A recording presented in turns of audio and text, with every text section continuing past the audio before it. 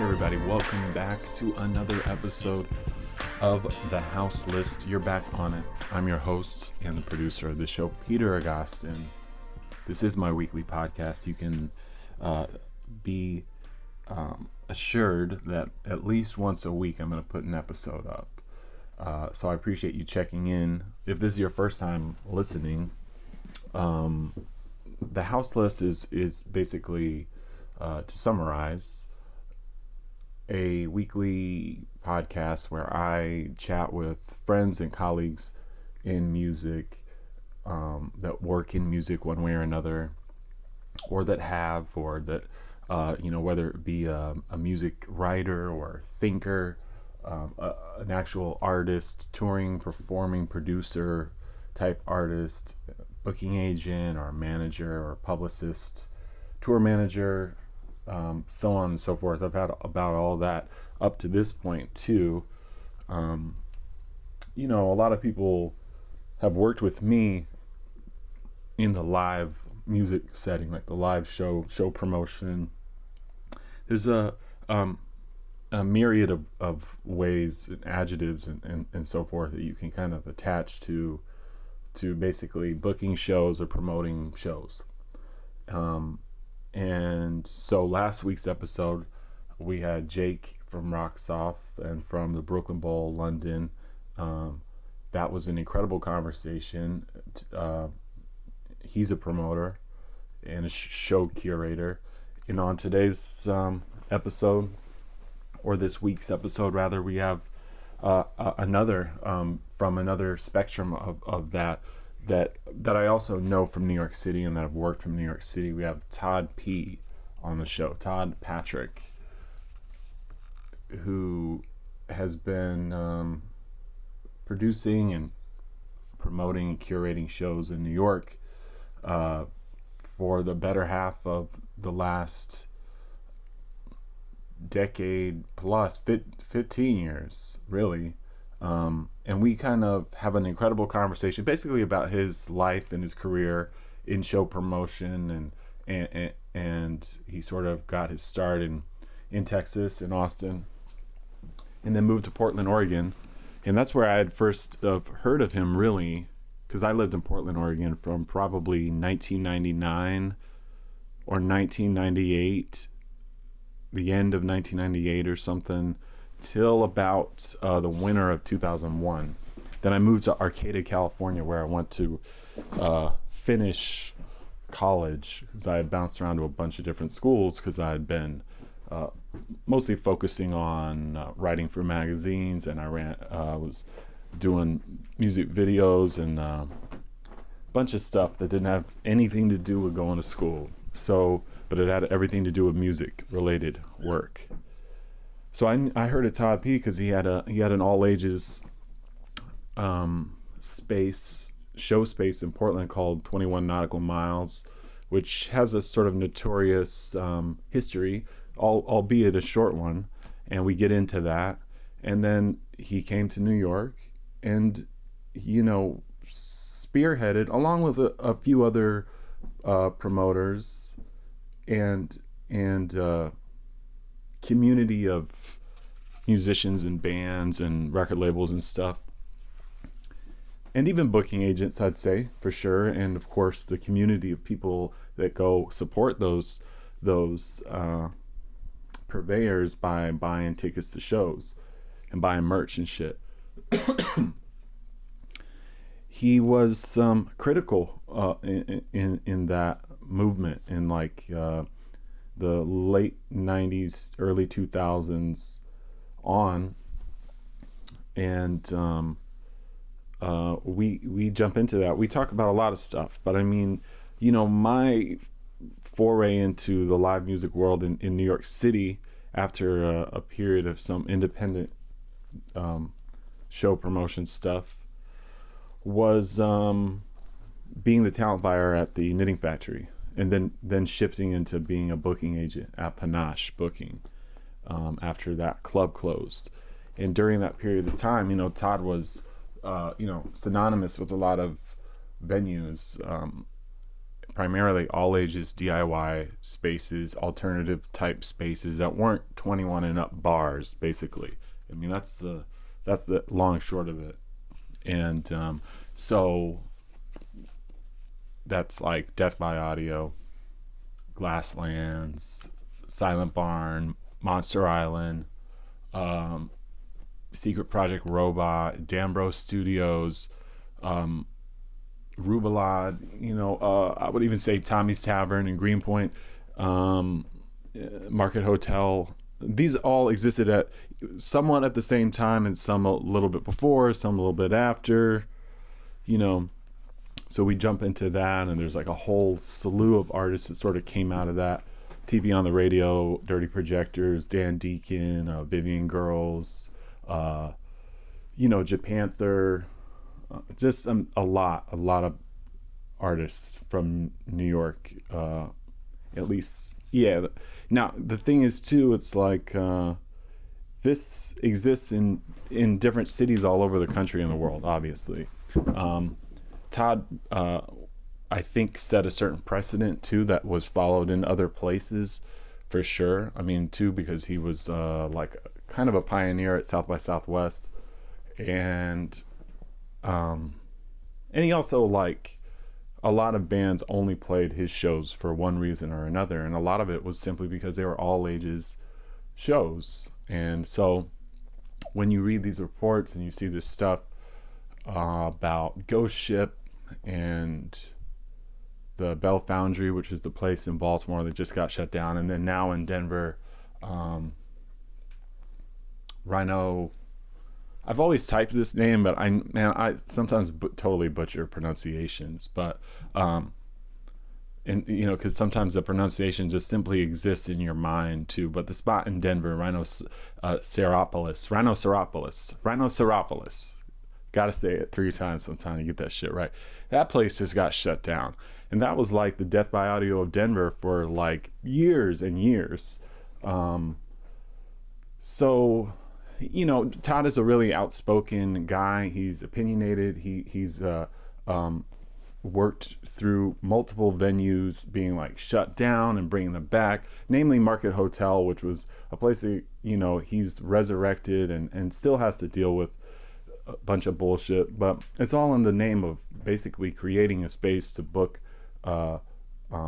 touring or local musicians as the trends and the stylistically artists evolve over the years. The spaces need to exist.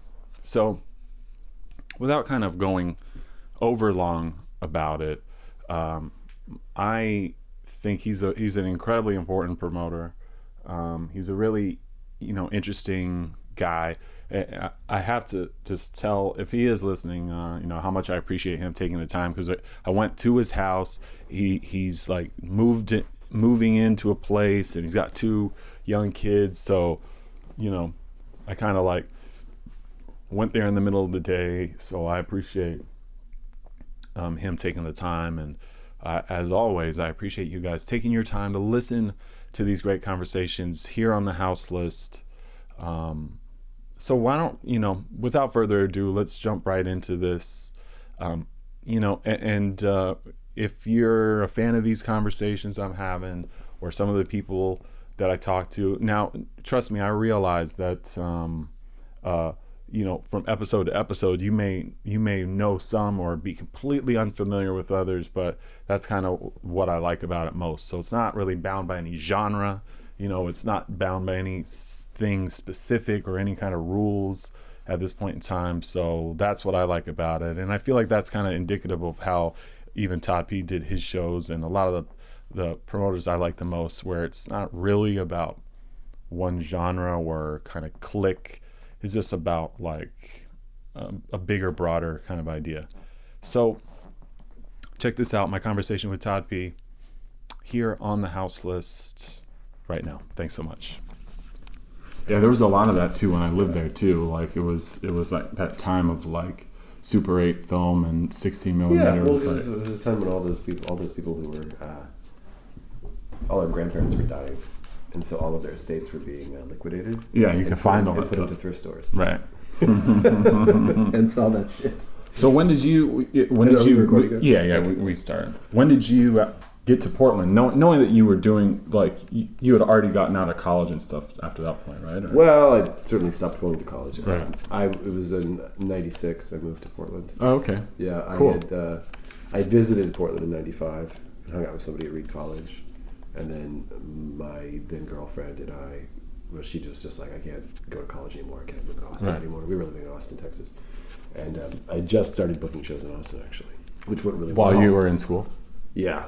And then I just she was like, I got to go. We got to get out of here. And I was like, okay, I guess I'm dropping out of school. And so we got in the car and drove to Oregon and had no idea what the hell we were going to do. Wow.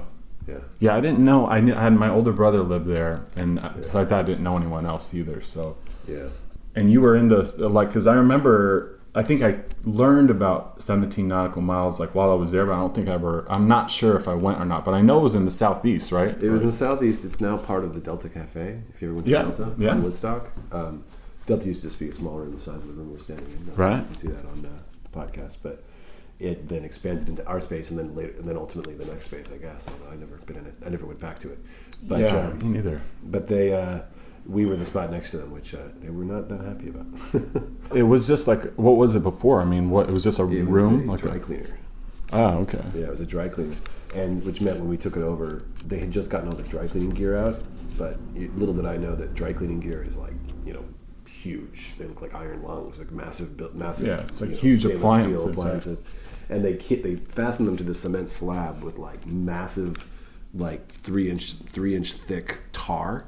Wow. To keep them from vibrating. Wow. So we show up and there's just all these foundations of tar throughout the building. Wow. We had to scrape. That took weeks to do that. Yeah, we had no idea what the hell we were doing, How did you even come across that place? Was it an intentional thing at all, or you? I really wanted to have a spot. We wanted to, because I'd done shows in Austin, and we were in our favorite. We were sort of inspired by these friends of ours who had, well, not friends, but people that we were acquainted with who had a record store. What was that? It's called 33 Degrees. Right.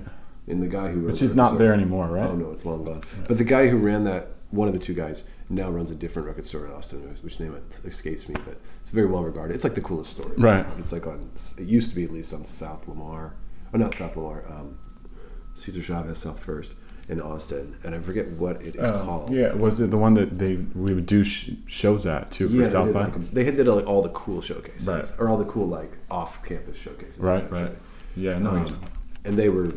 He's still there too, Dan Plunkett. But anyway, I started doing shows because Dan couldn't do shows at 33 Degrees anymore, and he was like, people still hit me up for shows, and so he asked me if I could hook up a show for in 1995 for Elliot Smith. Wow. And the Softies, wow, who were touring together in a Geo. And those people were. I believe Elliot was opening for the Softies. Wow. And anyway, we couldn't do it. I kept trying to find a place to do this show, and I called every coffee shop in town. It's funny, we were supposed to play at an old spot in Austin, which was a really cool place called the Carousel Lounge. Oh no, I'm sorry, the Electric Lounge. And they got bumped. They lost their date to Possum Dixon. Wow. Of all people. Wow. And then so they were just we don't know who to call. And so I was just massive Softies fans. I had no idea who Elliot Smith was at the time. I was just Mr. Indie Pop, So I just called every coffee shop in town. I was like, it's just two women playing acoustic guitars. It'll be really quiet. Nobody had any interest. So we ended up just not getting them a show. Oh shit! My girlfriend and I drove out to Lubbock, which is 10 hours. Right, from Austin, it's a long haul. I mean, you do tours, I do, and Lubbock is not that close to Austin. And nor is it a great touring town. No, not at all. No. Maybe somebody should change that. But yeah, they played at some skate shop or something, wow, abandoned strip mall or something. But so I saw them, and then we drove them. They stayed at our house for 4 days, and we drove with them to West Monroe, Louisiana, which was the next gig. Or no, I think they played Rice next. Whatever, doesn't matter. But yeah, so that was my first experience with trying to hook up bands with shows. It was an abject failure, but we made connections, and ultimately meeting those two, the three people, Rose and Jen Elliot, ended up contributing to my moving to Portland. Okay, but yeah, that makes a lot of sense. Yeah, they were just they seemed like they came from a magical place. And they're like, oh, you should check it out, man. It's cool. Well, yeah, and I'm sure we had in our dumb 19-year-old minds, we had a vision of like, they're going to be our friends. We're going to go hang out with these. We got to Portland, and it was like, it was only a few years after Riot Girl. People had attitudes. I'm sure, yeah. And like, nobody was going to chill with us. So we were like, but very soon we wanted to like open a record store or open a space to see shows. And on the way to Portland, we stopped in L.A. Oh, okay. Yeah. And in doing so... Had you been there before? Never. Okay. Truth be told, I've only been to L.A. twice in my life. Wow. Interesting. It's pretty crazy. Yeah. But I love L.A. too, but I've only been there a couple of times. Oddly enough, I've been to San Diego like 25 times. But that's because I ran a space in Tijuana. That's right. Yeah. Not that long ago. Yeah, pretty recently. We gave it up about a year ago. Yeah. It actually less so. But anyway, we stopped in LA and ended up seeing a bunch of shows at the Jabberjaw. Oh, cool! Right. Which is like burned in my mind as like the prototype for what these spaces should be. Oh, no way.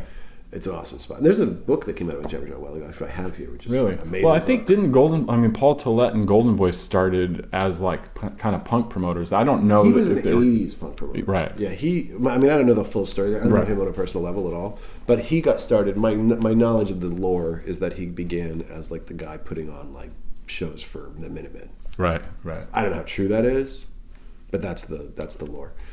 This is already the next generation. 10 years later. Right. Yeah, Jabberjaw's 10 years later. Jabberjaw's hooking up like the Makeup, hooking up like AMREP, Amphetamine Reptile bands. Right.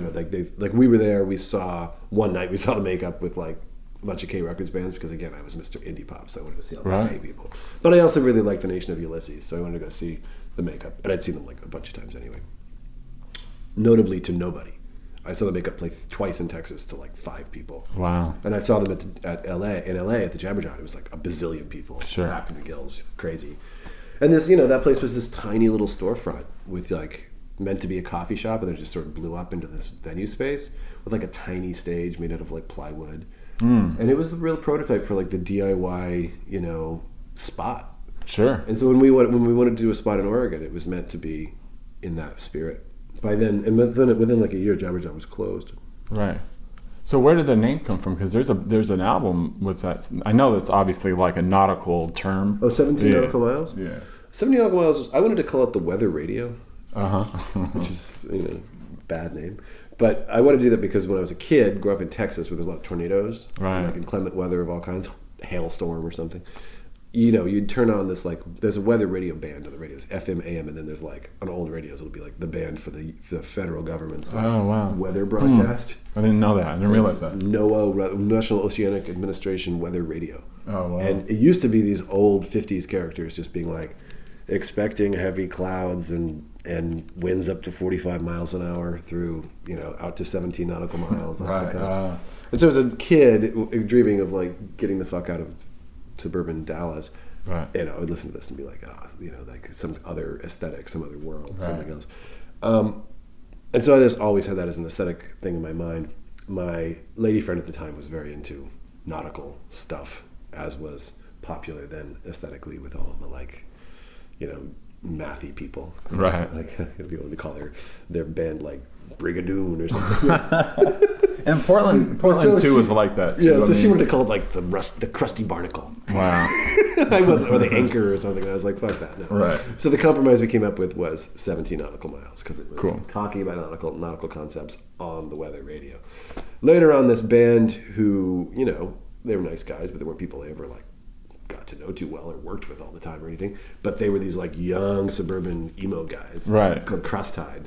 Named their record 17 Nautical Miles. Yeah, had they had no interaction with the venue though? Oh, they did. They had played. Oh, they really meant something. So it was cool. Yeah. They just weren't like. It was kind of an interesting like flattering situation. These kids interesting. Didn't feel like I like knew that closely, but they were so eager and psyched. I mean, I was never an emo fan. Right. I'll put it that way. But anyway, they were cool kids and they were sweet guys, and they like really it meant something to them. That was what kind of running that spot for a couple of years really like got me to realize, because again, I was coming from like indie rock world. I was kind of snotty record collector indie rock dude, and I really came to realize like what the punk underground really was all about. I mean, the only connection I had to that was through like K Records or maybe a little bit of like Discord or something. Right. But not even really. Like I'd seen Fugazi play, but I didn't have all those records. You know? Right. I certainly wasn't like, you know, didn't know how to sing along to all the words to every song on Minor Threats, you know, or whatever.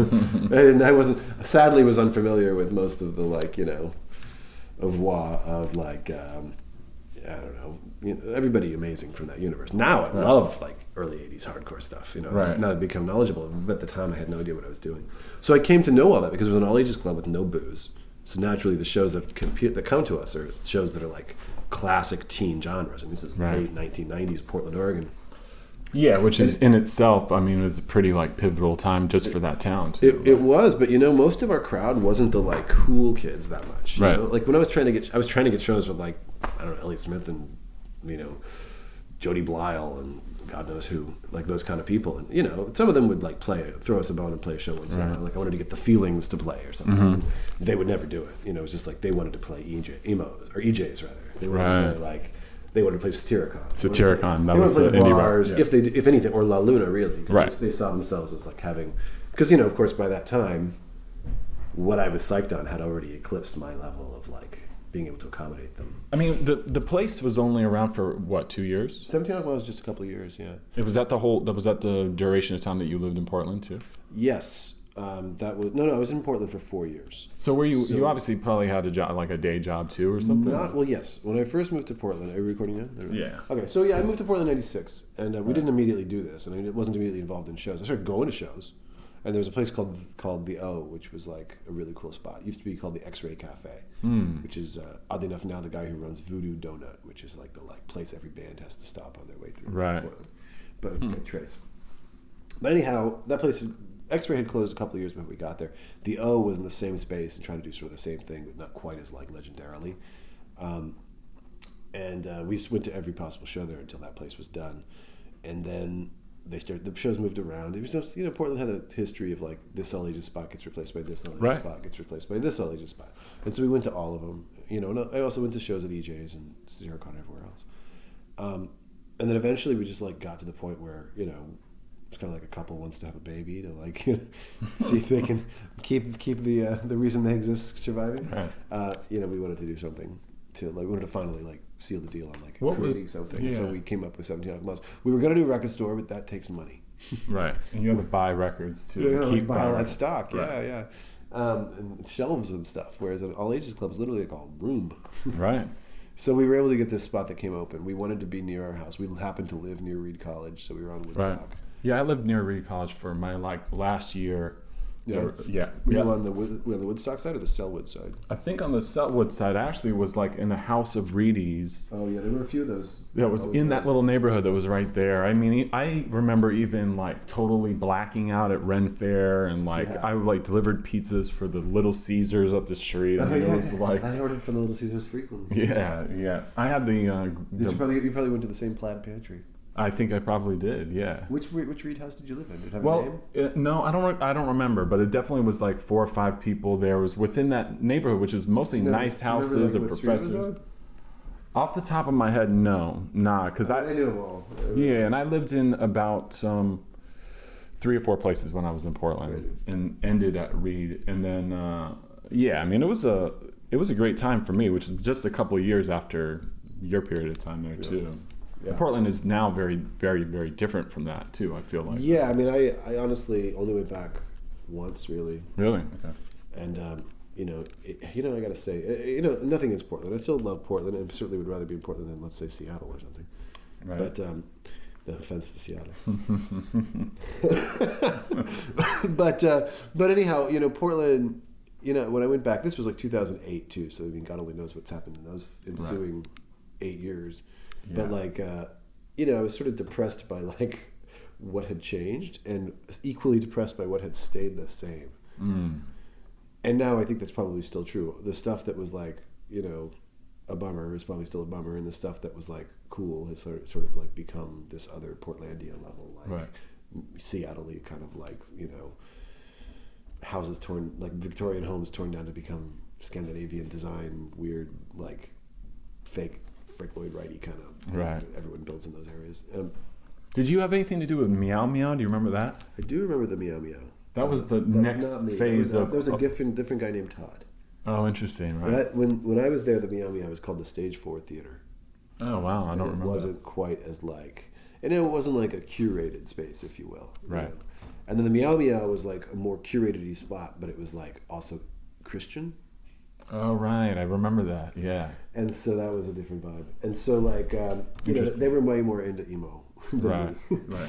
So I remember they tried to come down to Humboldt too at some point in time. They wanted to start presenting in Humboldt. I guess they had that kind of vibe about them. They had, Yeah. those guys were always a bit more professional than me. Mm. I've always had a sort of, distaste for like overly professional stuff. So, Yeah. but those dudes were like, that makes sense. I could see those guys being more like, we're going to start doing Meow Meow Presents or something. But by all estimations, kind of that story I told about that band Crosstide that named their record after the club, of all the stuff, even the stuff that I wasn't personally taste-wise psyched on, it's funny how much of that went on to become extremely important to some of these people's lives. Now, I only hear about the individuals who go to the trouble of reaching out to me or saying something on the internet about it, but like, it is truly humbling to like read somebody who's now 30, 40 years old writing about like something that you were involved in, that became, especially when you were involved in, that you were just kind of like hosting for the sake of like, well, these kids want to do this thing, right. But like to have it be that level of inspiring is really important to me. And I think that's what I was trying to get at before we cut for a second, is that like it took me a while to like really get up to speed on the like the canon of punk and hardcore and into emo and all these all ages genres, ska, all that kind of stuff. But in some of it, like isn't stuff I would ever pull out and listen to.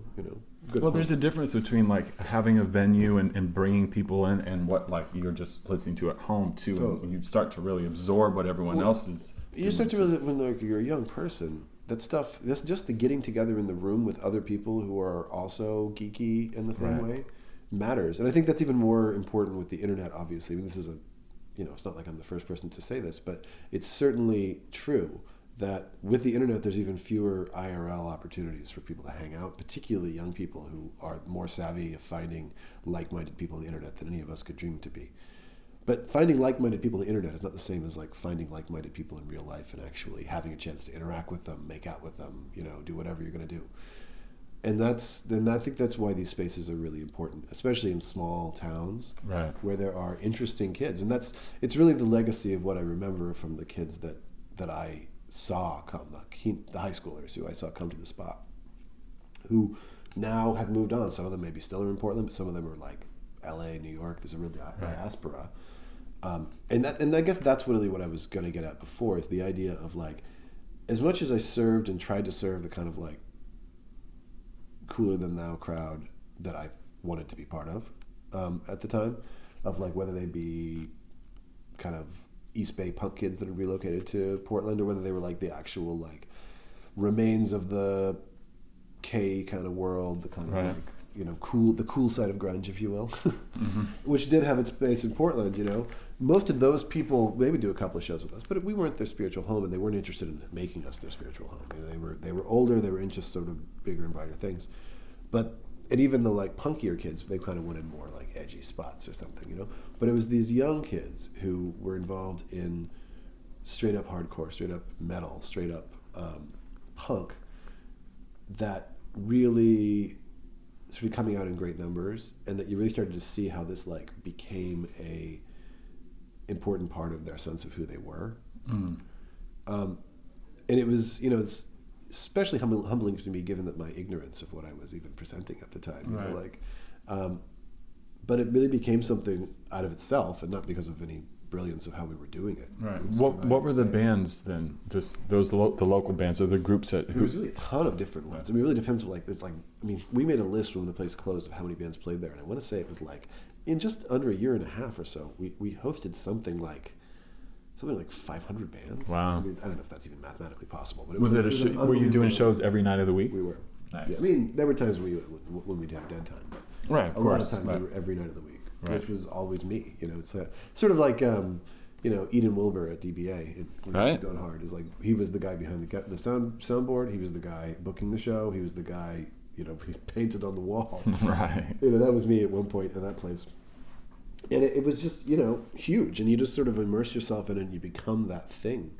And that just becomes like everything you're all about, And when it goes away, it's heartbreaking, but then at a certain point it's just like relief. Right. What was the moment that it was time to just like close it? Did a billion get bought or something? Or did you just be like, fuck it, man, it's like time to close this down? We were getting really, really popular. Honestly, everything we were doing was really big at the time, and people started wanting to play there. Like, started getting a lot of booking agents calling us, which, like I was saying at the beginning, I don't know if this got on the tape, but like, the booking agent thing used to only exist for bands who were like at a much higher level. Definitely.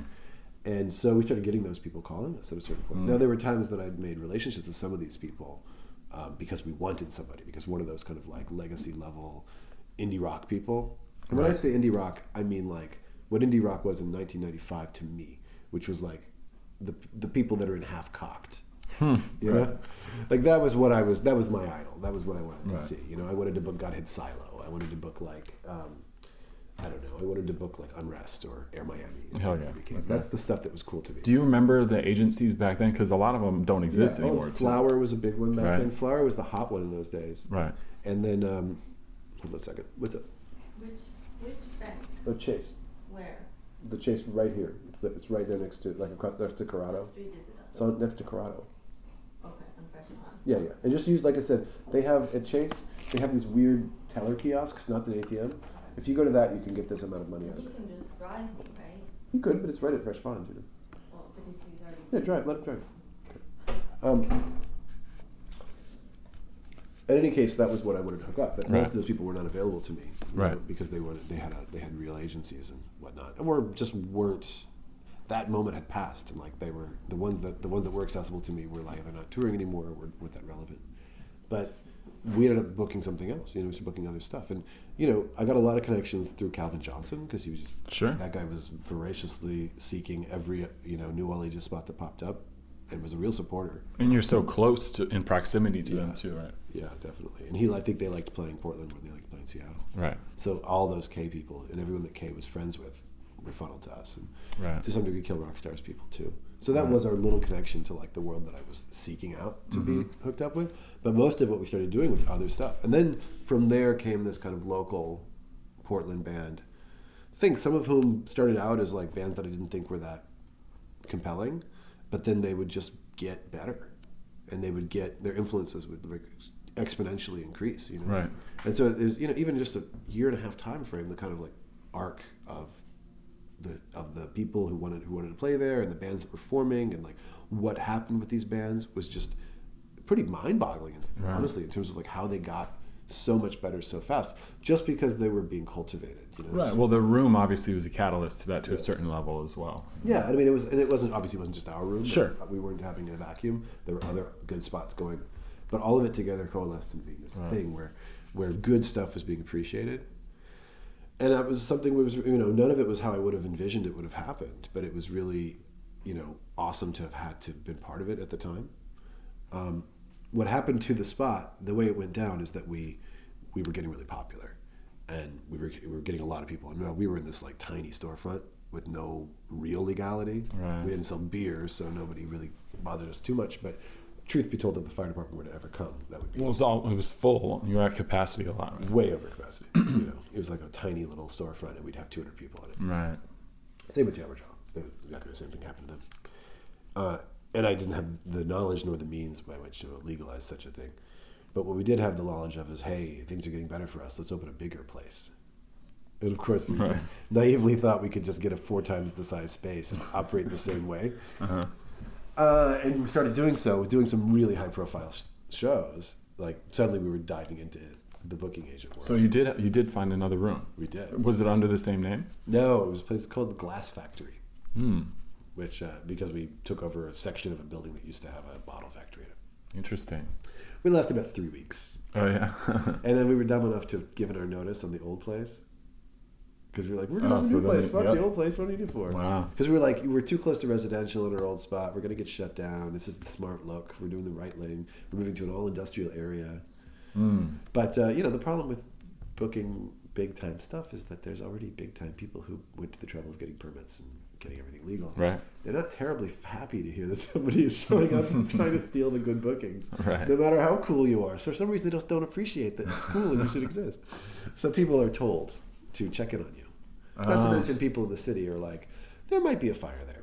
Right. There might be a lot of loss of life. We should probably check in on Yeah, this. there's hundreds of people in an unlicensed place. Yeah, we were doing like Sleater Kinney shows in 1990. Cool. In 1999, when Sleater Kinney was like already blown up. Right. They'd been in the New York Times several times. And we were doing shows for like, big time punk people. We had a show booked with the Buzzcocks. It never happened. Wow. But we were trying to do shows with like people, maybe not Modest Mouse at the time, but like right up to that point. Right. To bring up your friend Robin. Mm-hmm. Yeah. But then what happened is we got shut down. And then we tried to keep going, and we thought we could comply with like doing it DIY style and just following the law by like reading the book and like being, well, what are we supposed to have? We'll see, how's the exit supposed to look? Let's fool it ourselves. That didn't fly. So that was the end of that. And then by then we'd given notice on 17 Nautical Miles, and the landlord was like, hell no, you're not coming back. So then what? So then was it just time to leave? It was the time. It was the end of me doing shows in Portland. I did a couple more shows at my house. Right, cool. But just to sort of like, fulfill obligations and do something fun. But I went through a period of being pretty bummed and drank a lot of alcohol. And well, you're on a high too when you're, when you have great shows all the time and you're amongst people all the time. And everybody's calling you, and everyone's like, kissing your ass. Right. Yeah, definitely. Like being a like go-to spot for like the cool shit in town is like it's definitely can be intoxicating. Yeah. If you're young.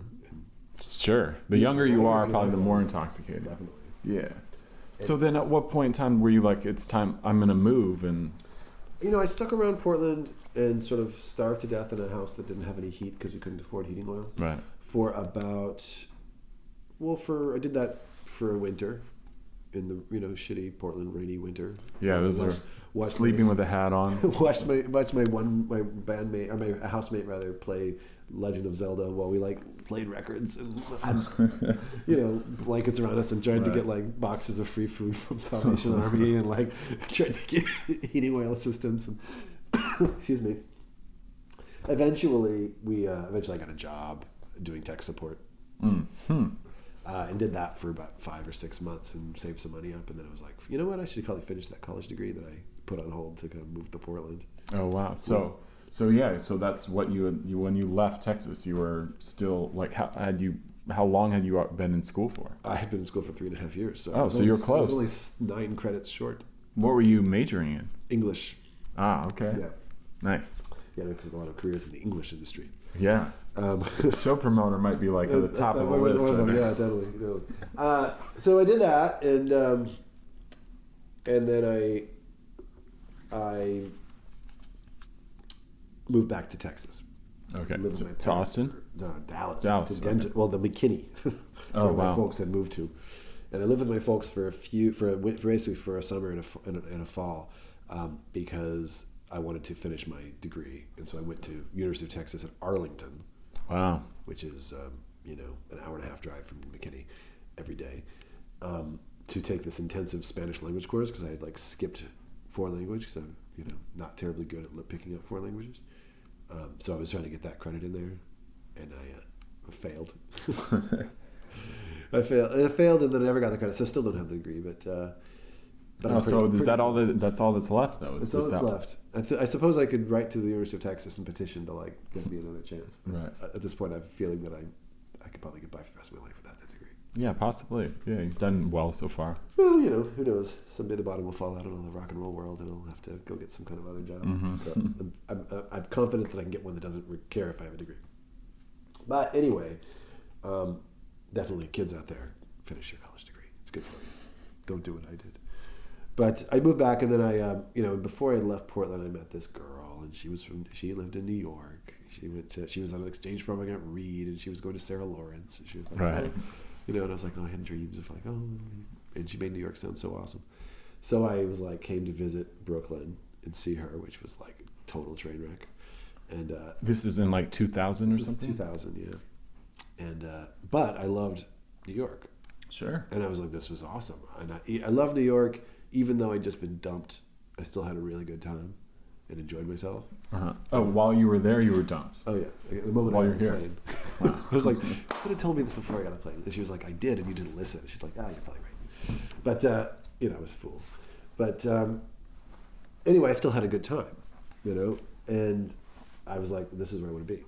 Okay. So 5 or 6 months later, I had an opportunity to tour with my friend's band, play keyboard in his band, and I booked the tour with all ages show resources. Nice. And we did this really weird, crazy tour. And What was the band? it was called the John Henry Memorial. Oh, okay. I don't think it was ever I don't remember that. anymore. But John Henry Memorial was this guy named Davis Hooker. He's very talented. He was, he was sort of in the same circle as like Adrian Orange and Thanksgiving and those kind of folks and the microphones. Right. Mount Erie. It sort of sounded like Leonard Cohen mixed with David Bowie. Oh, It's interesting. a weird combo, but it was good. I was very happy about the music. So you booked the tour too, I booked the tour, and obviously it came to New York. and it landed in New York. That was where it ended. The idea was to like move here that way. Where was the show at? At the Pink Pony. Oh, I don't remember that place. Pink Pony was next door to Max Fish. I think it might still be there as a French. It became a French restaurant. Interesting. Still called the Pink Pony. Sort of like the story of like Sweetwater, when Sweetwater became this like bistro. Sweetwater used to be the grubby punk place where you go like meet guys from the Cro-Mags. Right. I remember that. Yeah. Yeah. But that's back in those days, the Pink Pony was like the guy behind the counter at Pink Pony, and our connection who booked the show for us was Josh Deutsch, better known as Josh Diamond, who went on to be in Gang Gang Dance. Right. But Josh was this dude from Philly who was friends with our friend Tom, who had booked our show in Philly and was like, oh, call me buddy Josh. He'll hook you up with a show at his coffee shop. Right. He was just the guy behind the counter there.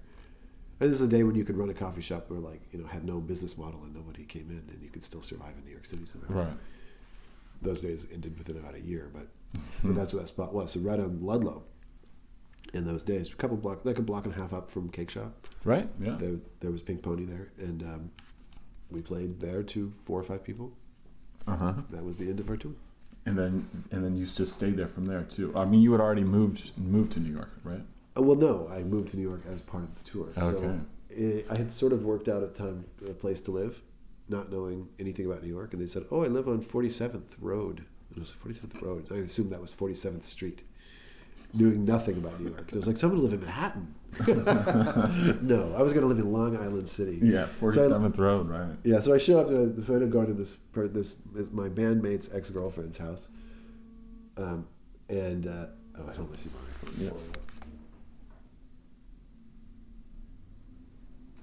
And I ended up going to my bandmate, saying it's my bandmate's ex-girlfriend has this apartment that everybody has suddenly bailed on her in the middle of the month, and so she needed roommates, but they weren't out yet, so I ended up sleeping in my car for a month.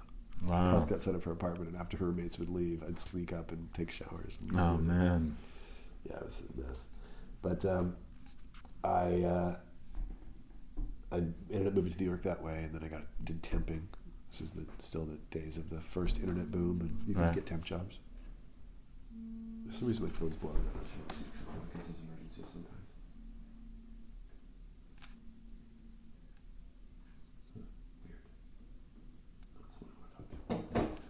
Weird. So yeah, then I didn't want to book shows. I just wanted to I was an English major, right? So I was a writer, and I wanted to write. And there's another industry that really, a lot of times in the writing industry, if you're creative, you don't want to do journalism, which I didn't. And so I started going to fiction and poetry, which is ironic because I've never read poetry really in my life, so I wanted to write it. I don't know. But I mean, exception of like E. Cummings or something, or Walt Whitman. But I started to try and immerse myself in that. I went to like KGB bar and stuff, and places where writers supposedly hang out. Went to like open mics and like weird roundtable reading sessions where, and you find out that like that scene is sort of dominated by two sets of people who are in grad school and people who live in halfway houses. Right. Yeah. And neither of which really spoke to me at any level. So I very quickly felt alienated from that world. So here it was in New York, working temp jobs, wearing a suit, working in the financial industry, and not having any sort of reason to be in New York. Yeah, and there's that period of time that you kind of realize that, and it's like, but you're also in survival mode too, because like, you know, you're here. Yeah. And it's exciting, and you don't want to be a failure, you know? Right. And I was doing that, and I was just like, well, because I firmly believe that sort of making New York work takes like a confluence of 4 things, you know? First, you have to have a place to live. Right, of course. Second, you have to have a means of income of some kind, you know? Third, you have to have a reason that you're here. And fourth, you have to have some kind of romantic life. Right. And those 4 things together is what makes New York function. Probably anywhere, but particularly New York. They're harder things to make happen here. And I didn't, you know, I was sort of failing on all of those except for the place to live. But I had the job finally, eventually. And so, you know, I just kind of wanted to see where it went. And I was enjoying myself. I was going out to shows and stuff. I was seeing shows at Mighty Robot and shows that Fitz was putting on those days, which were cool, really cool places, and had not exactly the same as my experience in the West Coast. You know, there was nothing going on in Greenpoint at all. You know, there was like a natural food store and a Thai restaurant. That was it. You know, nascent gentrification. But there were at the time people putting on weird shows. Like some other friends of mine had moved. One of the reasons I wanted to move to New York, and aside from this woman I was enamored with, was that I knew other people who'd moved here. You know, Chick were people I used to hook up all the time in Portland for shows. Right, because they're from Sacramento, right? Yeah. Originally, right? Precisely. So the Chick had moved out here, in their band Out HUD as well. Okay. And also the Rapture, who were from Seattle. Then they were actually from California. They briefly lived in Seattle, and then they moved out here. And those were all people that I like knew and had all relocated to New York. And those dudes had all been involved in like putting on West Coast style DIY shows in like dive bars and stuff. Right. And Chick had a house on Taffy Street, and they put on shows there. In the house, right? In the house. And there were probably some other warehouses here and there, right? Like in Williamsburg? There were just a few. Right. Most of it, there was a lot, well actually, that's actually not accurate. There was just a few that were doing stuff that is of much interest to me. Right. But there was a whole lot going on that was of more like sort of Burning Man tilt. Right. So this was right after the end of the, really around the thick of the .com and just before September 11th. So there was a ton of warehouse stuff going on, but it was way more like money and like, you know, art infused, but not exactly art I find good. A lot of like, you know, a lot of warehouse lofts occupied by guys who like do metal sculpture. If you know what I mean, nothing against metal sculpture, but imagine like the archetype of like the bro dude with the shirt off welding, you know. Right. Those kind of guys were largely who was in Williamsburg right. in 2000 or 2001. So yeah, that was a big deal. Like there's a lot of that world going on. It was, you know, and there was a lot of those guys had money because of like IPOs and whatnot.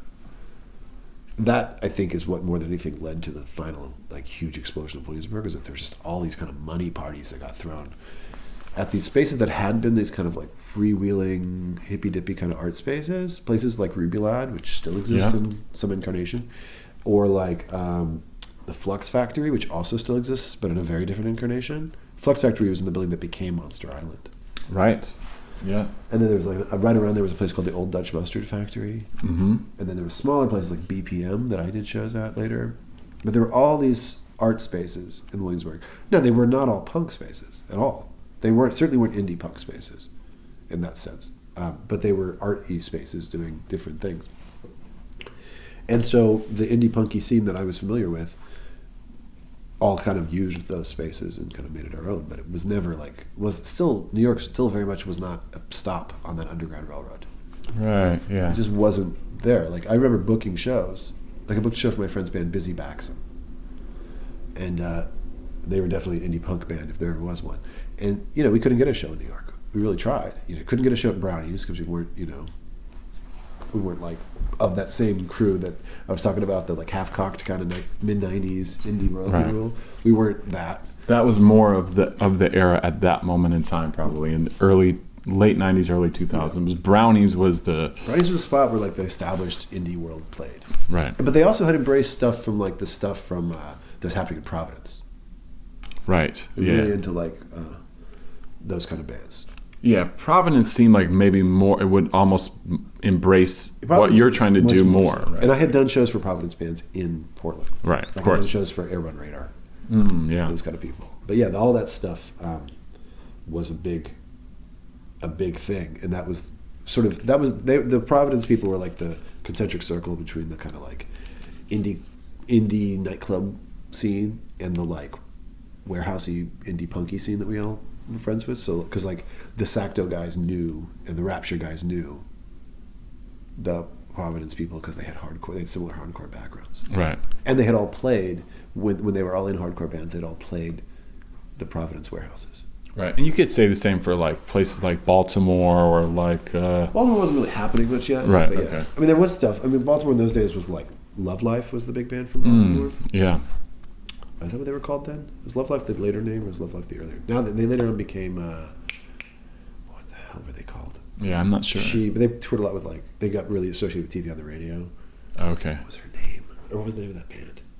I did shows with them. You know, my mind is all slipping in my old age.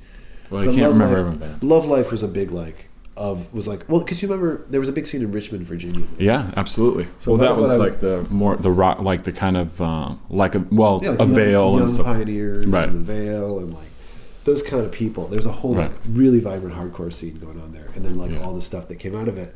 So like when I thought about the indie hardcore, indie punk world, you know the people that would also play with like 3 Mile Pilot or something. So like Right. a West Coast connection, or they'd play with like Antioch Arrow, which is really the prototype for things that would become like the Faint or like Right. the prototype of what would become like sort of like Interpol-y kind of gothy, new wavy stuff with guys wearing black with a red tie, skinny ties. That scene, oddly enough, is just wholesale stolen from all the band that the Rapture, who oddly enough is not actually that genre, came out of.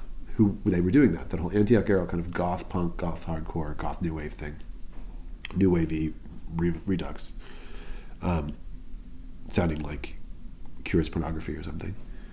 Or really all sounding like Joy Division or New Order or something, but they that was the vibe. It was all these people. That was a real fashion moment that came out of a DIY background that became a commercial fashion moment, like an actual like fashion industry thing.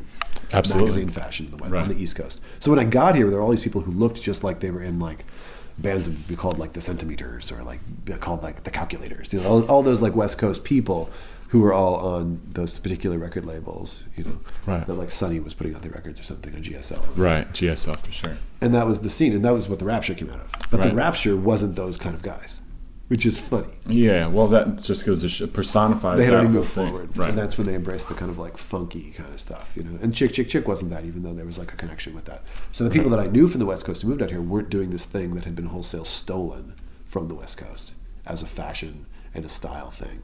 So that situation when I got here was a real educating moment to me about how stuff disseminates and how the like DIY thing that was so vibrant where I came from, or what I had familiar with, had become this more like how it fed into what New York is.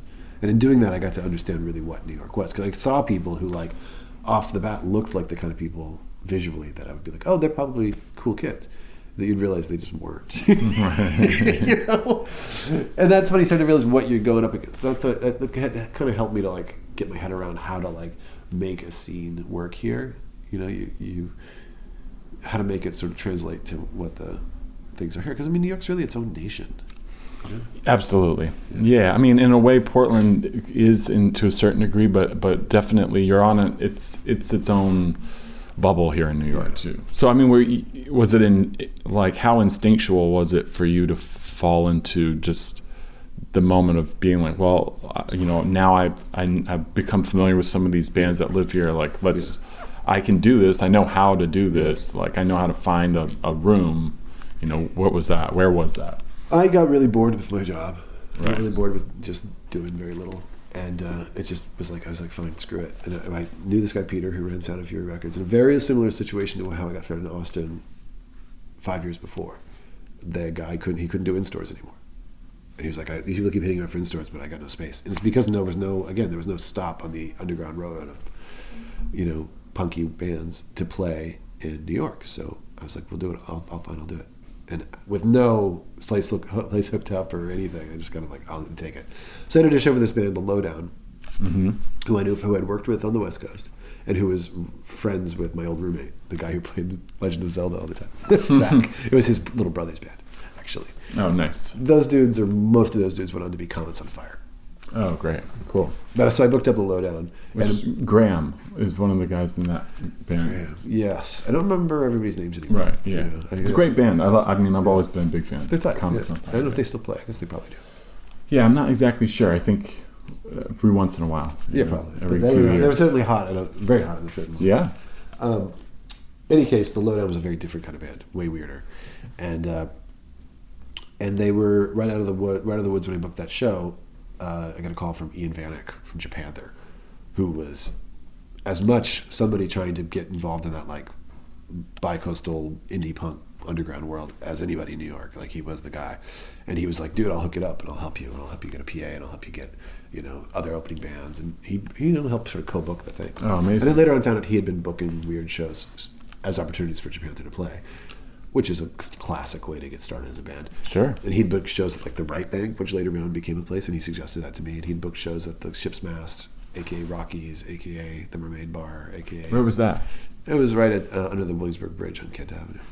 Oh, I know exactly what you're talking about, but it was of a different name. The last incarnation, I'm trying to remember. It had a bunch of names.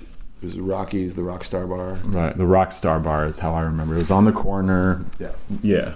Oh, now it's like It was like nothing. No. Phenomenally shitty. Right. Yeah.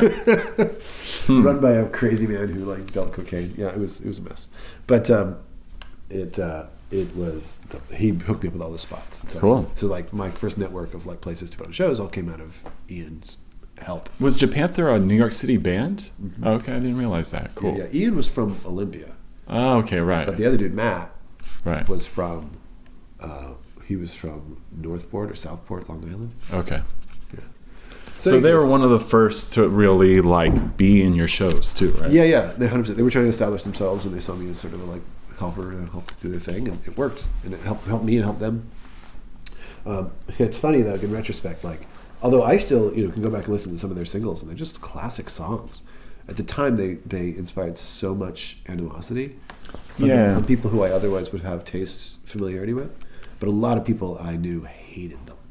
Yeah, I wonder. I remember I've seen them a handful of times. I mean, perhaps their set may have antagonized people a little bit, but I don't know. Putting them up against another like a duo like Lightning Bolt. I mean, are they that different? I mean, like. Well, I would say they are quite a lot different. Yeah, actually, and they're similar aesthetically, but not similar. Yeah, maybe aesthetically the performance rise. Yeah. So the people, and that's really a good way of putting it. The people that liked Lightning Bolt, that were also into more sort of pretentious stuff, literally loathed Japanther. So right. noise people, right? Like noise people, like YumFMU record collector type of people. That whole scene, which is a pretty big scene even now in New York City. Sure. Those kind of people just did not like that band because it was like coming out of a sort of skate punky, pop punky. Yeah, definitely. Which gets back to the thing I used to do in Oregon, where like I came into it as this guy who wanted to do like this pretentious indie rock that took itself seriously. I was really into like Versus, or somebody like that, who I still think are great. Or that one record's terrific, and they have a lot of good songs. But anyway, or like an Unrest or somebody like that was the kind of stuff I wanted, kind of like intellectual, like right. book learned. But then there was this other world of like spazzy punk recess records, kind of like kids puking everywhere kind of situation. Japanther was like definitely trying to be popular with those people too. The way I saw it at the time, and this kind of like led to my sort of philosophy of booking for a few years, was that pop punk was dead and stupid, and that there needed to be something new that was like the entry point. The Bay, the pop punk thing was like from 1988 East Bay world, like Lookout Records thing. Like, right. That happened. Like Operation Ivy was a long time ago. Right. Crimpshine or something. And like, I felt that it really needed to be updated. There needed to be this new entry level thing. And so to me, when I saw Japanther, I was like skate rock that's like has metal sounds, but is like catchy as fuck. This was like, this is the thing. This is what the kids will get into. And from there were bands that kind of came out and like sounded like them, but unfortunately the sound alikes mostly I didn't like nearly as much. But then like Matt and Kim, sure, who were huge right off the bat, and they were just like caught fire. They were massive with like punk kids, and then they became really massive with this like teenagers, and very quickly not the punk kids anymore. Right. Yeah. But so it worked on a certain level, but what it didn't become was this like anthemic kind of like anti-commerciality thing that the East Bay punk always managed to be. Right. But oddly enough, I kept trying at it, and I kept being like, well, there's got to be something that creates the new, like, sound of like teenagers coming into it and doing some kind of like spazzy shit. The problem at the time, back in the 2000s, I found was that every time you found something that had youth appeal, Vice would just attack it. Vice magazine, Right. Very Much Japan was one of them, and they really sunk their teeth into everything that came out that had like grassroots level like teen punk energy. Right. Well, I mean, look at Andrew WK. I mean, that he was their poster boy during that time, or a little bit after that. Well, and obviously Andrew WK was very tightly associated with like the White Stripes, right? Who they didn't own, but similar trajectory. That started out as like an actual like youthful, crunchy, punky thing, and then very quickly became this like super commercial radio world thing. But more importantly, on the level of underground stuff, Vice, in my opinion, really like usurped a lot of the like punk energy, just over and over and over again. And that gets into the, no offense to them, it's very good marketing, you know, Shane and Gavin and Sarouche were like bright guys, you know, but it was for commercial purposes. And honestly, I think there's a lot lost in the sense of like commercializing all youthful energy. But then again, the pop punk and the hardcore people had been commercialized themselves into the oblivion by then. They were all selling $100 sweatshirts, you know, and like, sure, you remember that world? Like that was the whole thing. It was very, you know, disgustingly like commercialized. Yeah, I mean, and to a degree, Vice did like inform people that were so far removed from the center of that, like so beyond New York City or any major metropolitan area, like that would filter down so that like, you know, a Japanther could play like in some of these smaller markets. But it is a dangerous kind of nature of the thing. Yeah, sure. And I don't think that ever really worked for Japanther on that level. Sure. For other people, it did. I think they only released a single. But like, the point being, they had the same idea. They saw the same thing in them that I saw. Right. So fast forward a few years, what was important to me was while I was doing those shows was to kind of keep the same philosophy I had when I was running 17 Nautical Miles of like, I'm going to try and do stuff that I think is like really intellectually interesting and like now awesome, while also doing stuff that I think has really awesome pop energy. So some of the like pop punk, with the equivalent, the amalgam of like the pop punk stuff and the emo stuff I used to do, ska stuff. I wasn't going to do that shit in New York, but I was going to do. But to me, that Japanther sort of fulfilled the same role in a more tasteful, more interesting way because I thought those guys were like, well, they had connections to art world stuff. They all went to Pratt, right? There was something more countercultural about them than was ever true of emo and pop punk, no matter all the like angst embedded in those things. Right. So what is interesting is you fast forward just a few years later, by like 2004, 2005, and I had been asked to start doing some like co-promotion on stuff for the very nascent garage rock scene. Mm-hmm. Mostly done by this guy, Tom Hyland. Right. He was like the connection in New York at the time. And was an independent promoter, yeah? He was. Yeah. And the important thing to remember is that pop punk at the time was still very like, it was very much a uniform. You know, like people... because it was all sort of this extremely tight subculture of people who like were into garage on this particular level. It wasn't widely popular beyond itself. It still had more in common with, let's say, the rockabilly scene, right, than it had in common with the indie rock scene. There's no question about it. Yeah, garage and rockabilly of that time were more tight. Yeah. And the people forget like Estrus Records, which was a West Coast thing, but that was like absolutely about this like greaser aesthetic, right? You know, like guys with like cigarette rolled up, very 50s vibe, you know. So what happened is that around, and I had come to know like, you know, Jay Reatard and those kind of guys because Jay used to play in the Reatards from Memphis when he was a kid, and his shit, he was way more into a different thing. Him and a few other people later on, the Black Lips, had that fan base that we're talking about, but also a fan base that was international, that was these like weird kind of German record collector people. Seen people who like Dead Moon a lot. Remember how Dead Moon used to be this like European cult band that could play like arenas in Germany, but here in New York they could barely play a bar. Right. I think I saw them at the Mercury Lounge once. But yeah. But needless to say, Jay and Black Lips and a few other bands came out of this same garage thing that was like thousands of bands in the garage scene who just played like, you know, with rockabilly bands and maybe oi bands. Right. Not going too far on a limb to say that. Yeah, but still, yeah. Very that thing. And but then they had this thing where they were listening to, because I guess they were collected by these record collector guys. They became exposed to very rare 60s vinyl.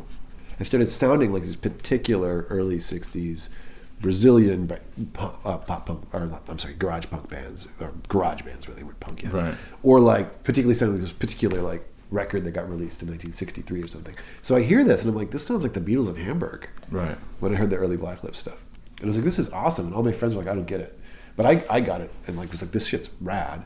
And so I started booking, like Tom would come to me, I was like, I just want to book the Black Lips. Can I put my own bands on it? Can I mix? You can do like half garage bands, but I want to do half these other bands. So I got like a few bands that I thought worked as like a concentric circle aesthetic thing. And within a few like 6 months or so, Vice had signed them. Right. They were playing huge shows and they were massive. And then suddenly the whole idea of like garage as a branch of indie rock became a thing. And that was something, and so in a way that kind of realized what I had seen as Japan There being the conduit for, and later Matt and Kim in a way, one of those kind of people. Yeah.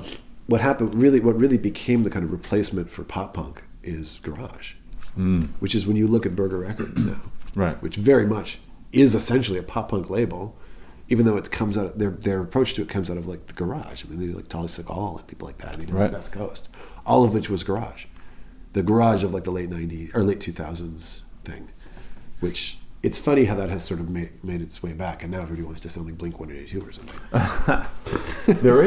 It is funny, yeah. There is bands are starting to reference that major label sound even more unironically, like.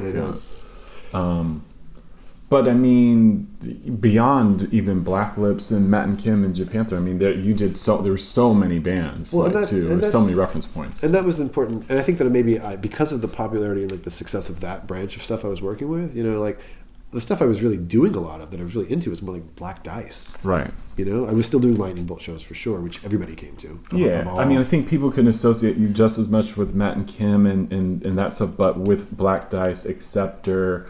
Like Oneida.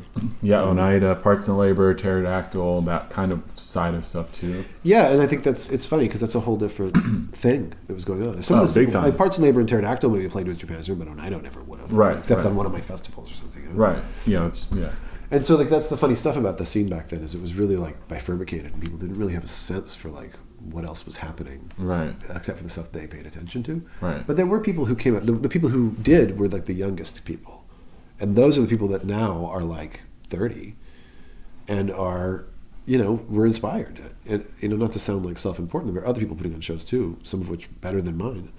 But that was what was awesome about it, was that there was this vibrant community of people doing music, all of which was on some level intellectual, even if it was sort of like had this anti-intellectual kind of spastic energy. Honestly, all these guys are art school kids. Whether it's Matt and Kim or Menaguar or Japan There, those guys are all art school kids, and even the Black Lips guys. I mean, those guys maybe had a vibe of being like, oh, we're just drunk and dumb, but they aren't drunk and dumb. Right. A lot of times, the nature of any scene, even like a really like grassroots beautiful scene, is that it's about youth and it's about passing generations that just dissipate, right? And so though a few of us who like are active stay around and remember and are there enough to have like remembered how it got from one incarnation to 5,000 generations later, right? Most people only are there for the one generation. So you think of the whole like community of people that are coming to these shows, and 90% of those people are unique to that year, right? And in New York, because there's so many people who are just visiting all the time or just here briefly, they're unique to that month, they're unique to that second. And then you go through, it feels almost like there's no there, like it's just this like thing. But you think back to the transformations of how it all this became that, like the story I was telling you about how like the guys from the Rapture were coming out of that scene of guys in all black with skinny white ties or white shoes or something. But like by the time that had become this other thing, they weren't even that anymore, Right. That's just that's minor compared to what we're speaking about in terms of interpersonal real connections people have to people, but it's important in the sense of like understanding the sort of background energy of how this stuff goes. Like it's this endless morphing evolving thing, right? That means, but for all of its like lack of any continuity in a way that makes basic sense is, in fact, continuity is what is interesting about it, because it is continuous. Like, I mean, myself, for instance, or you, or Michelle, or John Chavez, or any of these folks, or Rob Lowe, or any of these folks who've been around for all this time, are themselves continuity throughout the whole thing. Yeah.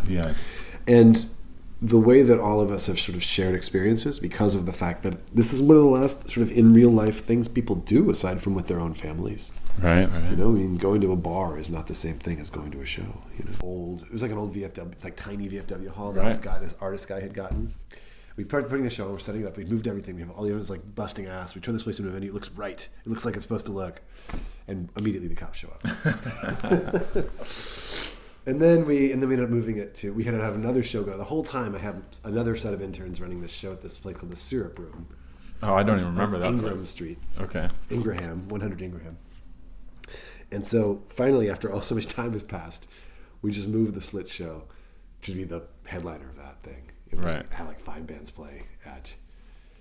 Because those were some pretty, you know, you did their last shows, really. I mean, like some of their last performances with Ari Up, you know. Like, yeah, Ari she must have done it about a year later, 2 years later. Yeah. And she was, you know, I met Ari because she just started showing up at shows. Amazing. She was friends with Semi-Automatic, Scalakiko, and Rop, who was also in the Peachies, all these like Kill Rock Stars, but like these bands that were like Kill Rock Stars, Lookout Records, like Overlap, and he was in Rice. Yes. He lived in San Diego. He lived in Olympia. And then he lived in Brooklyn. Really, the guy who was all over the place. Now he's the executive director of Bark, which is like a huge animal shelter, no-kill animal shelter in Williamsburg. So you have like all of these like, you know, generations of bands too, where it's like some that are now disbanded, defunct, and some that have grown to be like, you know, super commercial or successful Matt acts. McKim, I hear in commercials every month or something, you know. Yeah, I mean, definitely. And you can name a bunch of other ones. I have several of them written down. Even, you know, No Age is another great one that did great with Dirty Projectors, Animal Collective. Like these are all that kind of came up the ranks with. And to further back, the Rapture. Right, the Rapture. Animal Collective. Yeah. Although I didn't do that much Animal Collective, but even TV on the radio, I did some other stuff with those guys. Right. And then from Oregon, you know, like there was some people that I worked with in those days that are like that became things. You know? Right. Sure. It's true. And it's funny, you know, most of these aren't people that I can just be like, hey, you want to come play a show? Well, yeah, can you ever like that anymore? Like, but, you know, people have careers and they have handlers and things become what they are. But, yeah, I mean, it's interesting how they've all moved forward, you know? Like for instance, I saw Health last night. I hadn't done a show for Health in 7 years. You know, so it's interesting to see how people kind of move and become different things, you know? Dan Deacon is a good example. Yeah, sure. The Black Lips, who we've mentioned a bunch of times, you know, like, but there's even more that I can't even think of right now. There's like became something greater. Right. So now the first show Grimes ever played was at the Silent Barn. And it was amazing. In the States. It was in So you all, I mean, you're doing stuff at, I mean, Market Hotel is a venue here in Brooklyn that you're Hello, Shikai, can you take that to the other room, please? Thank you.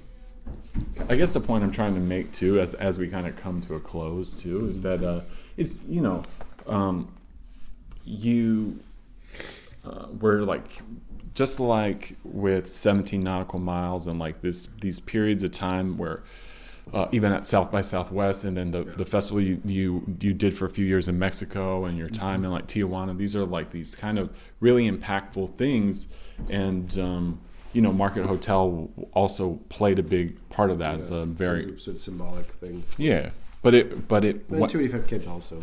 285 Kent, of course. And those are two monumental rooms for a while, like, you know, in the canon of Death by Audio and Glasslands and so forth. You know, like, but 285 Kent closed. Market Hotel closed for a while, and now just recently reopened. Well, and arguably in a very different sort of spirit. You know, I mean, same spirit in terms of ideals, but like obviously it's a different time. Right. Why reopen it though? Like what? Why? Yeah. It means something to young people, you know, and like it means something to different young people than we're going to before.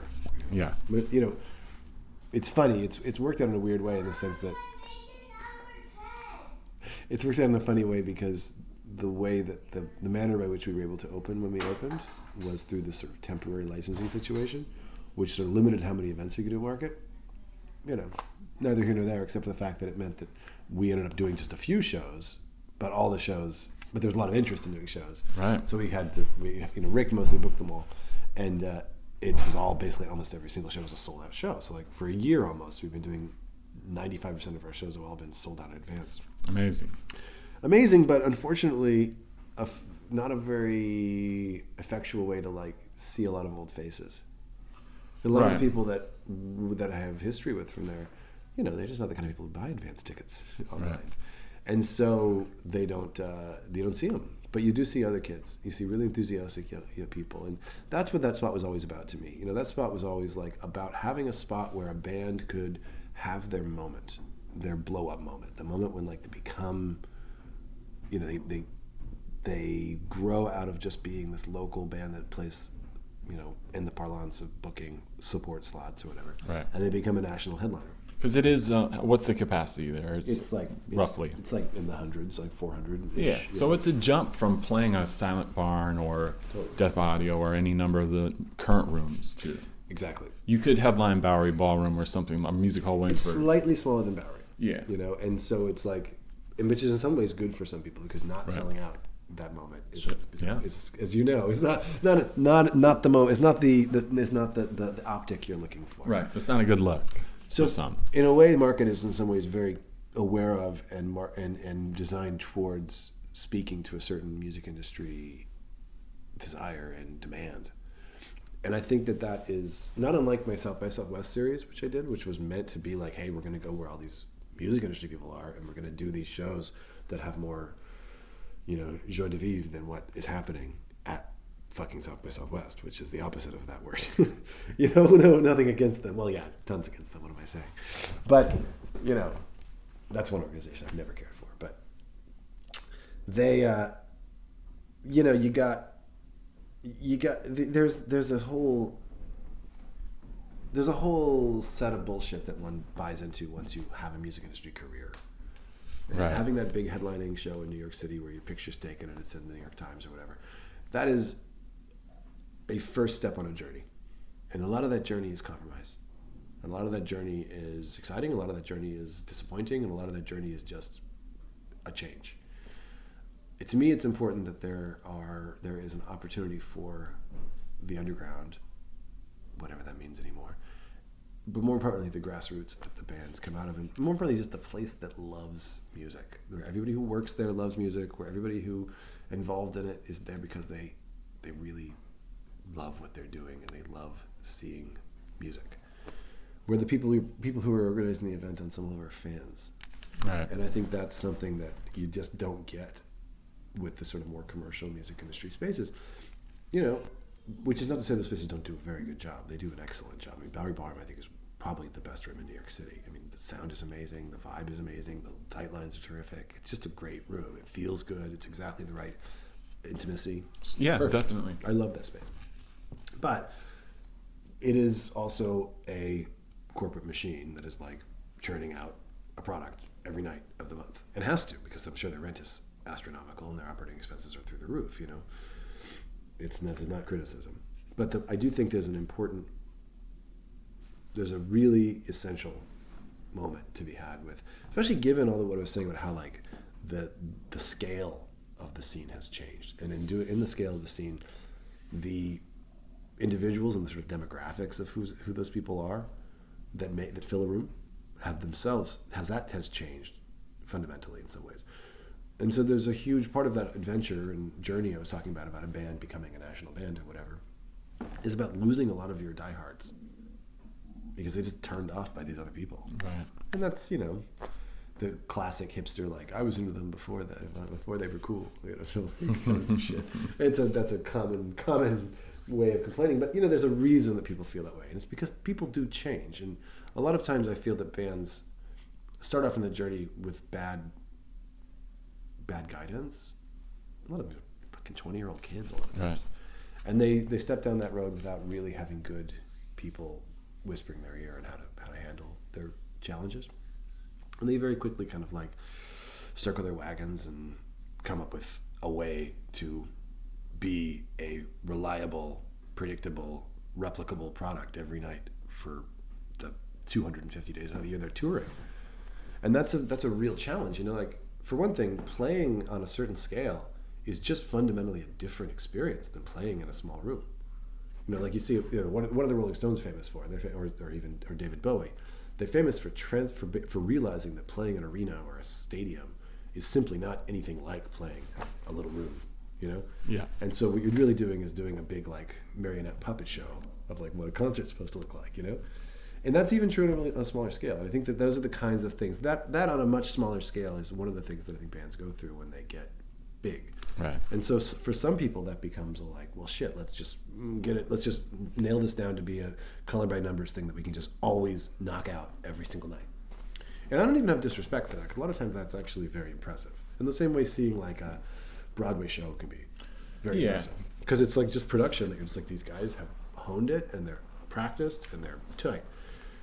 But I just think there's a point where like when you send them off, when you break that champagne bottle on the hull and you're sending off this national band to go be something, that there's a moment when that is still in the territory of the independent community.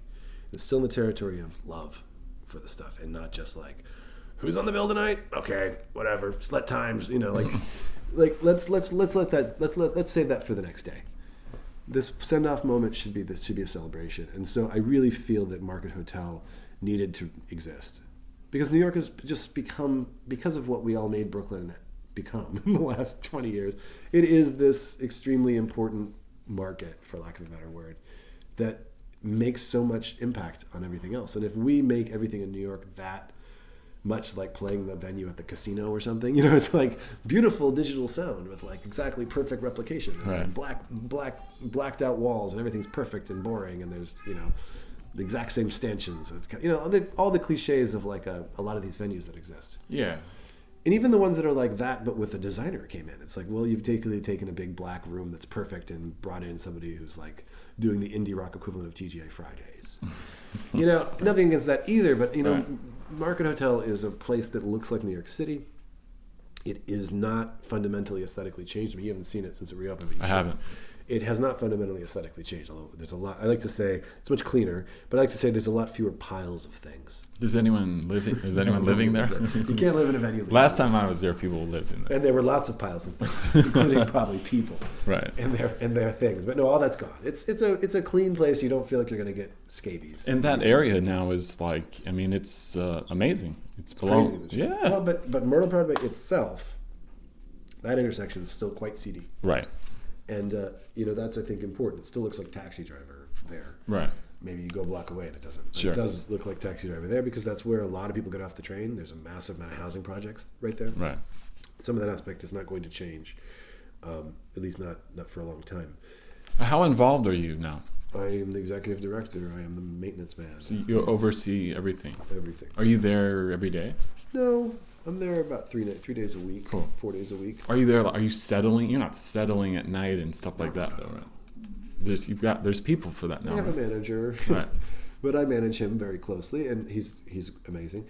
And, you know, Rick Leichtung is doing almost all the booking. Right. We also do a show, like last night we did a show with Pop Gun, Right. who I know from forever ago, and also Glasslands. And then we do outside stuff with other people. To be honest, we don't really have an in-house at the moment. That may change. It may just be Rick. We'll Right. see.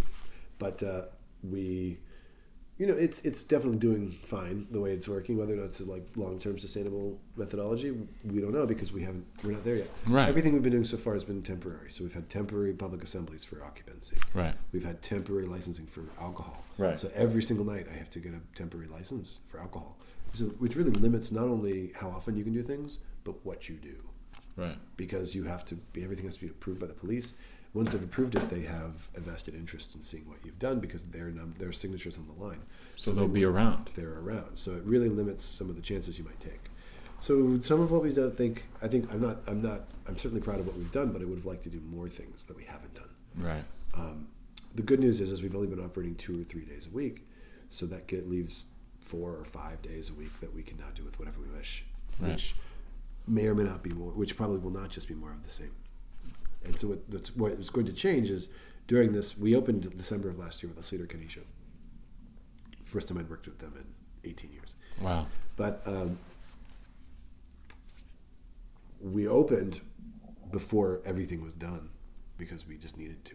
It had been too long. We didn't have any money. Right. So we started operating with this temporary licensing solution, which was used to pay for the last things we had to do, which were a fire alarm system, a fire sprinkler system, and an elevator. So the city will allow you to open under conditions for what's called a temporary public assembly license. But you did that to raise funds, and in doing so paid for this last sort of wave of legalization bullshit we had to do, which is, like $150,000 worth of stuff. Wow. It's a lot. It's a lot. It's very expensive to make a place that size safe and legal and right.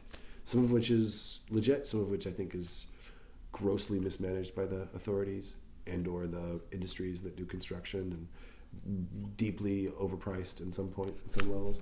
But nonetheless, it is what it is, and you have to have this stuff. It's been an uphill battle from the day one, just like always, everything's cost more than I would expect. But I'm proud to say that everything we've done there has come in. We still only spent, less than, let's say, a quarter of what anybody else who opens a commercial rock club in New York currently is spending. Right. So I could make a lot of noise. So that's good. It's not the tiny amount I would have liked to have done it for, which I think would have been more inspiring if I could say, hey, you can do this for $50,000 you raised from among 25 friends. But that's unfortunately not possible. But what is possible is that you can do it with the amount of money that normal people and sort of the college-educated upper middle class could theoretically cobble together with a handful of like-minded individuals, which is still to me inspiring because it doesn't mean everything has to involve a $5 million investment by some corporate venture capitalist firm or something. I think that when you take that kind of money, you also change what you're doing, whether you're not for profit and it's institutional money, or if it's fully capitalist and it's investor money. Money changes everything. Nobody gives you money without expectations. Whether even in the not-for-profit community, and Market Hotel is a not-for-profit. Even grants come with strings attached. Right. Even if they're invisible strings, you change what you're doing to suit what your funders want, whatever kind of funding it is. So it's important to me that the funding was minimal, as little as we could possibly do. Now, it's not as little as I would have liked, but it's definitely a lot less than most places. Right. And I think it hopefully sets us up to survive in the long run, and it also sets us up to be able to do the things creatively that I think we'd like to be. Specifically because I really do believe that there needs to be an all ages space, first of all, because of being that place for young people that is doing shows that are big enough that young people in their sort of limited exposure to the underground and to things that are hard to find will come upon. At least some. 1% of every kid in New York knows about this place existing. That's a ton of people. Right. And I think it's important to be there for those kids that are seeking out something different, because it's inspirational. And there needs to be a place where they can sit there and the band plays on a stage that they can touch, that the band is right here. It's no higher than their waist. That the band there's no green room the band hangs out in the whole time they're there. The band walks through the crowd. It's a communal experience. So they need to realize that they themselves could be that musician. They themselves could be following their creative dream, and the thing that they find so moving and emotional is something that they could produce themselves. So it's important to me that market exists for that reason. It's also important because the artists who, honestly, as a 41-year-old man, I know are not that different than these fans I'm talking about. Right. They're only a few years different in age. That they themselves realize that they can have, that there is that connection possible with an audience, even at this higher echelon of production, and higher echelon of appeal and just higher number of people in the room capacity. Right. And so a lot of things we've done at Market have been to kind of keep the old spirit while at the same time really rising to the occasion, because I want it to be powerful as that modus operandi, as that kind of as that mission statement. So one of the things we've done is the production is amazing. We had some hiccups with sound at the very beginning, which was maddening to me, but we finally got it nailed in, and now the sound is fucking amazing. Nice. And I'm really proud of that. I feel that it's easily as good as the sound at any comparable sized room in New York City, which is extremely important because, as I've said, professionalism has come to a much smaller level, not to much lower level of capacity. It has, right. And not to mention the amount riding on it for these people. I realize these bands' careers have so much riding on this photo op. There's a lot more pressure than there was when you were doing shows at the Rockstar Bar, on the bands. Yeah. They have to do it, because it's there's a lot of people offering them gatekeeper opportunities to walk through doors that are usually closed. Right. And so we realized our place in that process. And this is about realizing hey, I don't necessarily like everything about this process, but there's opportunity in feeding into the existing milieu in order to reach out to the artists and to reach out to the fans. Music industry is just a vessel. Right. In my opinion. Now, I have tons of respect for people, and I certainly don't judge people for their work or what they're involved in or how they're. The system is what the system is built up to be. No one working as a cog, unless your name is unless you're one of the guys who owns the agencies, and even those guys are mostly people I get along with and Right. But it's funny, that most of the heads of the agents are people that I book shows with at 17 Nautical Miles. I don't doubt that. Tom Windish, Eric Dimmenstein, Robin, Right. all of those, Bosch, all those people are people that I did shows with at 17 Nautical Miles.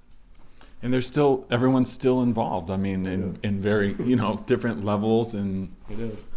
It's a weird thing. Yeah. Well, you've done a lot for a lot of bands and a lot of booking agents too, and I appreciate your time doing this with me, man. So sure, yeah. I'm glad to talk about it. It's not that often I get to sort of talk. Yeah. Well, exponentially. About you have a great story too, man. Oh, thanks. And I wish I had it more form. But yeah, that's good. But, I really do think you should talk to Rob. I will. I think he's definitely in this circle and has some very intelligent. I'd love to. Yeah, cool. Thanks so much, man. I appreciate it. My pleasure. Yeah. My pleasure. I want to thank Todd P, not just for his taking his time to do this conversation with me, which is definitely appreciated. I just want to thank him too for all his work in New York, because the guy's put up with a bunch of shit too to make shit come together and create spaces and just find spots before they get shut down, closed, bulldozed. So it is appreciated, all the work after all these years. I hope that you guys enjoyed that conversation and found it somewhat insightful, especially because it's more of a peek into the life and the career of someone that you may only know as the guy that you settle up with at the end of the show, or the guy that puts on the puts on the show, or you see in the back of the room, or whatever misconceptions you may have or preconceived notions of the promoter, things like that. So I appreciate you guys taking the time to check it out. You can subscribe to the House List Podcast on iTunes. It's also available on SoundCloud and Stitcher if you prefer those methods. I definitely appreciate you subscribing on iTunes if you can, or just tell people about it, spread the word. This episode and all the episodes before are produced by me, Peter Agoston, edited and engineered by CJ Stewart. Now, he's out in Humboldt County, California, so want to send a special shout out to him. The theme music is produced, written, and arranged by Dame Funk and Keith Eday. You can follow us on Twitter for whatever that's worth, at HouseListPod. If you wanted to email us for any reason, hey, perhaps you wanted to advertise, you can reach the Houselist at houselistpodcast@gmail.com. And there are a couple little things I wanted to shout out, little notes before we close out on the show. I'm going to see my man Andrew Broder Fogg tonight at the King's Theater here in Brooklyn as I'm recording this intro. We had him on episode 11 of the House List. He's opening up for Bon Iver. That should be interesting. I picked up a book last week. I love New York City nightlife history. I really like it anywhere in the world particularly, but the defunct New York City venues is something that I am a huge fan of. And there's a great book put out by Evan Arbach and DJ Stretch Armstrong, published, who published this thing? Oh, Powerhouse. It's called No Sleep, NYC Flyers from 1988 to 1999. It's a pretty great little piece of history with tons of flyers that are, beautiful color flyers scanned, and tickets and show bills and shit like that. Primarily of the DJ nightlife culture. Definitely recommend it. It's, picking it up is super cool. I also want to send a shout out to my friend Matt, who I ran into in one of my very rare times going out. I don't go out that much anymore, but just as a reminder, and I'll probably, hoping to have him on the show to promote this, the documentary about death by audio, which is called Goodnight Brooklyn. I am really looking forward to seeing that. I think it's going to have a short theater run in New York and LA. So look out for that. I don't have a ton of information on it right now, but particularly, if you enjoyed this episode, it's just my personal little note, to seek it out. It's called Goodnight Brooklyn. It's a documentary about Death by Audio, the music venue, which inhabited the same city block in Williamsburg, Brooklyn, where 285 Kent, Glasslands, and there was even another venue sort of next to 285 Kent for a while that was like, occasionally you would see stuff there. But none of those are around anymore. Of course, it's inhabited where the Vice building is. So there's a lot of history, a lot of stories there, probably a lot of ghosts floating around amidst all that too. So I wanted to kind of big them up. Also, I just found out a good friend of mine is in the hospital right now, so I want to send positive thoughts and prayers out to him. A beloved New York City show promoter and sort of nightlife purveyor, but just a really great human being, Mac McFarland of Concrete Jungle, which was like the longest running kind of jungle and drum and bass residency party that started here in New York in the early 90s, if I'm not mistaken. Mac and I worked together when we kind of co-presented with Daddy Kev the Low End Theory party here in New York City, which is a short-lived version of the long-running series in LA. I just found out today that Mac is in the hospital, so I'm really hoping that he is feeling better, and here's to a speedy recovery, man. I have been there. It is like nothing else, so I really hope that, Mac, you're feeling better. A lot of people are pulling for you, and a lot of people love you, man. So I have great memories of all the stuff we did at the Knitting Factory. He's a good dude, as anyone can attest. So I wanted to just say that before we get up out of here. And what else? Yeah, that's about it for right now. I got a few more great episodes coming up before we wrap up 2016.